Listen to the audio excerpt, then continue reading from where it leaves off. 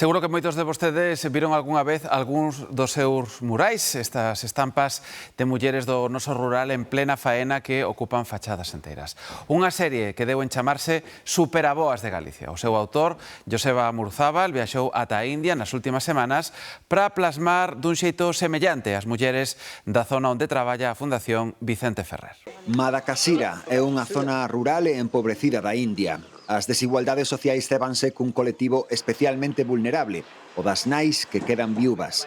Elas foron a inspiración do muralista galego Joseba Muruzábal, que atopou moitas similitudes coas aboas que adoita pintar na nosa terra. O modo de vida laboral é moi similar. Son mulleres do rural que con 2 vacas poden salir pa diante como facían antes as nosas aboas. Durante un par de semanas, Joseba Muruzábal coñeceu de primeira man o labor da Fundación Vicente Ferrer nesta parte da India. Entrevistouse con dúcias desas nais que con moito esforzo e a axuda desta ONG española saen adiante superando todas as dificultades.